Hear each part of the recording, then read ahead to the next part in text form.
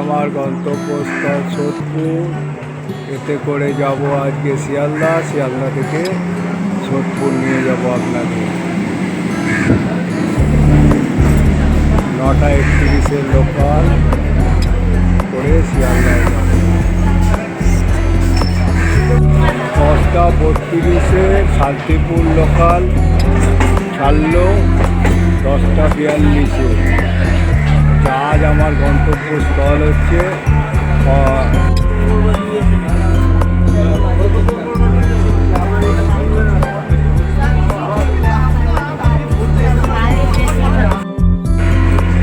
10:32 local ছাড়লো 10:42।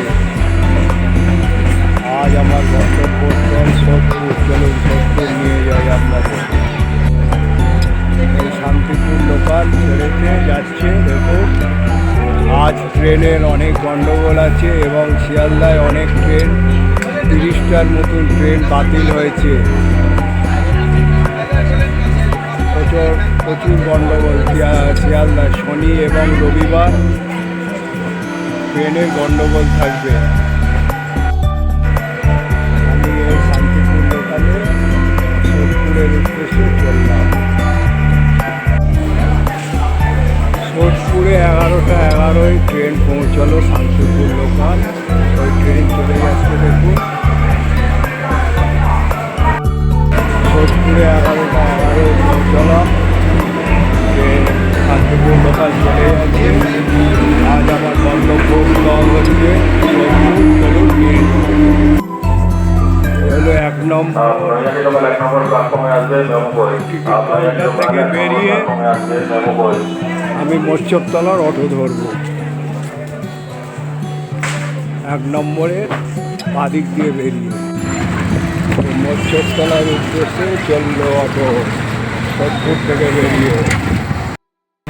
আজ আমার গন্তব্যস্থল মৎস্যতলা। চলুন মৎস্যতলা নিয়ে যাচ্ছি আমি।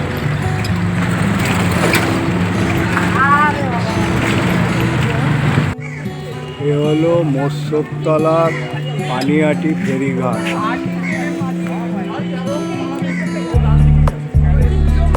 এখানে সব কাজ হচ্ছে। দেখুন, গঙ্গার ঘাটে। এটা আপনাদের তুলে ধরব। নমস্কার বন্ধু, আজ আপনাদের পানিহাটি রাঘব ভবন, শ্রী রাঘব পণ্ডিত দয়ামন্তী বসস্থান, গৌরহরির চিরন্তন বসস্থান হিসাবে 3 জগতে বিখ্যাত ভগবান গৌর নিতাই। সেখানে রাঘব ভবনে 500 বছর আগে তাদের অসংখ্য হৃদয় ও বিদরক বিনোদন প্রকাশ করেছেন। পানিহাটিতে গঙ্গার তীরে অবস্থিত রাঘব ভবনটি কলকাতার সাথে সড়ক ও রেল ও জলপথের মাধ্যমে ভালোভাবে সংযুক্ত। মৎস্যতলায় এসে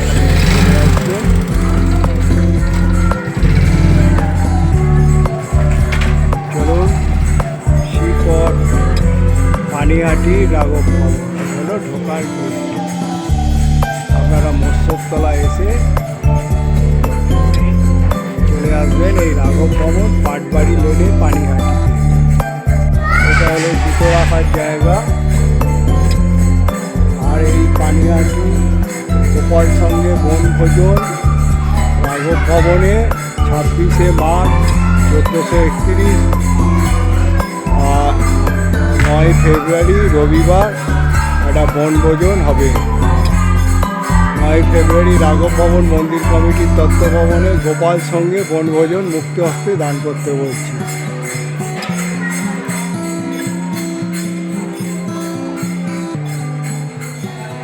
হলো মাধবকুঞ্জ, মাধবীকুঞ্জ। এখানে হচ্ছে প্রেমদাতা নিত্যানন্দ 923 খ্রিস্টাব্দে প্রথম দিকে প্রায় 3 মাস এই গিয়েছিলেন। দেখুন কত সুন্দরভাবে তুলে ধরেছে এই রাঘব ভবন। এটা হচ্ছে মাধবীকুঞ্জ। আর ভজনিতাই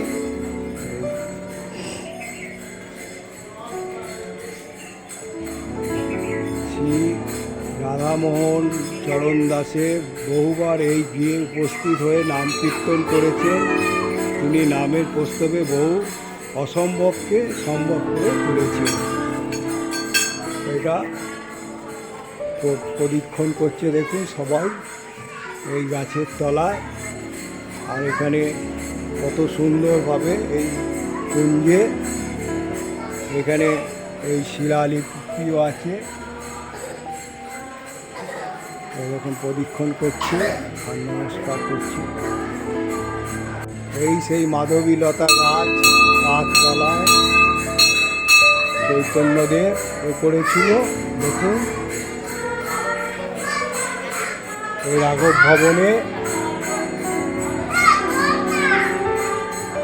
মানে এই গিয়ে গৌড়ীয় বৈষ্ণব দর্শকদের যাত্রার সময় এই গৃহ থেকে আজ বিশ্বের লক্ষ মানুষের আশ্রয়স্থল হচ্ছে।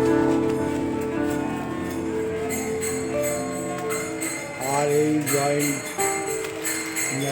1516 খ্রিস্টাব্দে শুক্লা ত্রয়োদশী গঙ্গাত্রে বটবৃক্ষের তলে সপ্তগ্রামের জমিদাররা রঘুনাথ দাসকে কৃপাদণ্ড দান করেছিলেন। রঘুনাথ করেছিলেন মহোৎসব, তাই দণ্ড মহোৎসব চালু হয়েছিল।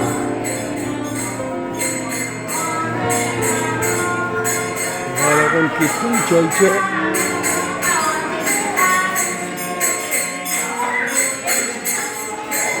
এখানে বাথরুমেরও ব্যবস্থা রয়েছে, হাত ধোয়ার জল আছে, বাথরুম শৌচালয় আছে, টয়লেট আছে। এগুলো আমি তুলে ধরছি, আজ আপনাদের রাঘব ভবনে এনেছি। ওয়াটার ফিল্টারও আছে দেখুন। দেখুন এখানে এখন কীর্তন চলছে।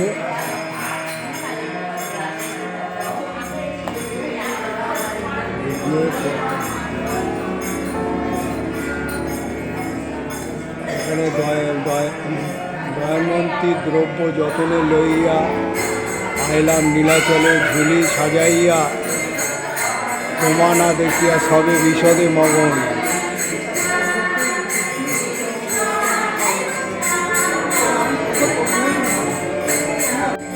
এখানে দেখুন জগন্নাথপুরী ধামের মৃত্তিকা, তারপরে শ্রী মহাপ্রভুর জন্মস্থানের মৃত্তিকা, তারপরে পূর্ণ রাঘব পণ্ডিতের সমাধি মৃত্তিকা, তারপরে খড়গাঁও শ্যামের বাড়ির মৃত্তিকা, নিত্যানন্দ প্রভুর জন্মস্থানের মৃত্তিকা, যত এগুলো তুলে ধরা হয়েছে জগন্নাথ ধাম এই রাঘব পণ্ডিতের বাড়িতে একটা তুলসী মঞ্চ আছে। আর এখানে সব জায়গায় লেখা আছে মহান পণ্ডিত সাহিত্যিক ন্যায় সাথে ছিল তার অবাধ বিচারণ। তারপর লেখা আছে বৃন্দাবনে যাওয়ার সময় দাস রঘুনাথ যুগল বিঘ্নে নিত্য সেবার জন্য দিয়ে যায় রাঘব পণ্ডিতকে। আর এই হলো সেই মাধবীলতা।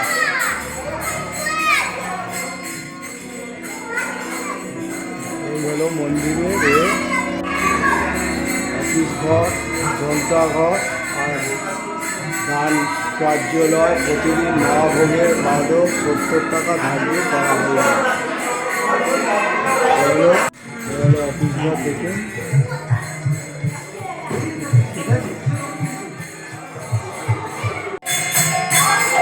হলো নাথ মন্দির টাইপের রাঘবের কালী ভক্তবৃন্দের কাছে বিনোদন করতে মানা। আর এ হলো ভগবত পাঠ 5টা থেকে 7টা।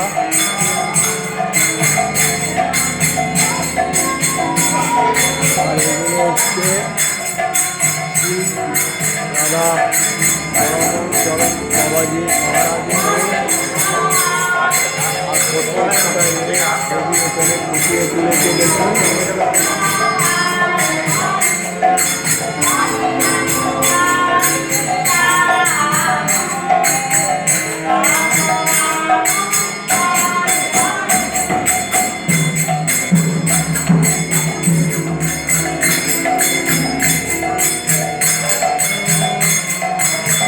কীর্তন চলছে দেখুন, ভক্তবৃন্দরা এসে বসে রয়েছে।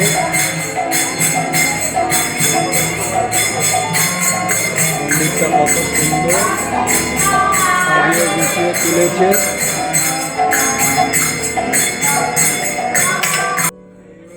মহাপ্রভুর আমোদ প্রমোদে ভগবান চৈতন্য, যিনি সর্বদা শ্রীমতী রাধারানীর মেজাজে নিমগ্ন থাকতেন, তিনি ঘনিষ্ঠ গোপীর অবতার শ্রী রাঘব পণ্ডিত তার কাছে আনা প্রসাদমকে স্নেহের সাথে গ্রহণ করেন।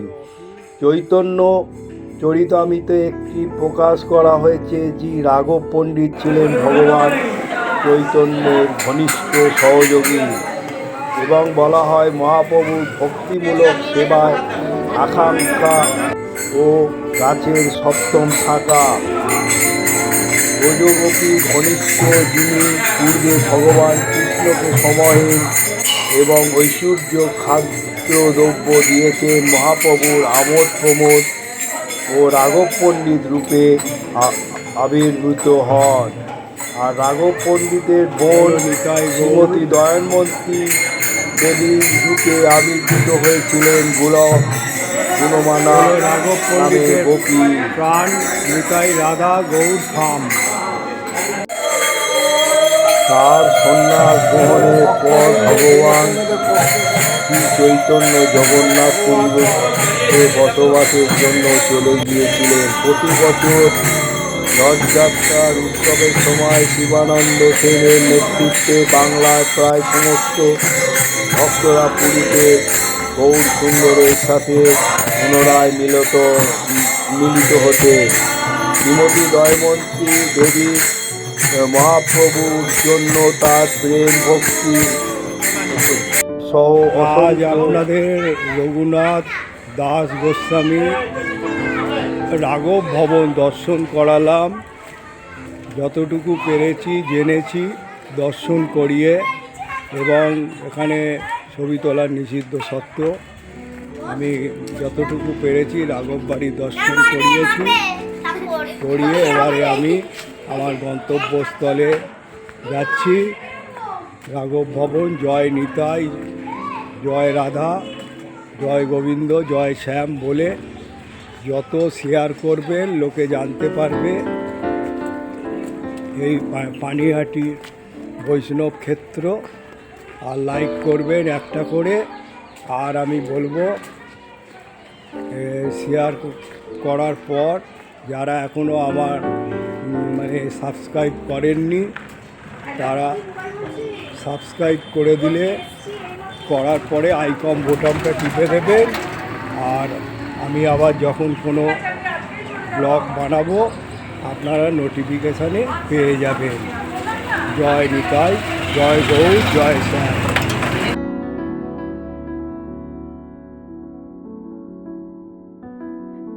রাঘব পণ্ডিত তারপরে বার্ষিক সফরের সময় ব্যাগগুলি পুরীতে নিয়ে যেতেন এবং ভগবান চৈতন্যকে অর্পণ করতেন। শ্রী চৈতন্য চরিতামৃতে তাদের একটি বিশেষ উল্লেখ পাওয়া যায়। রাঘব ভবনের বিনোদন।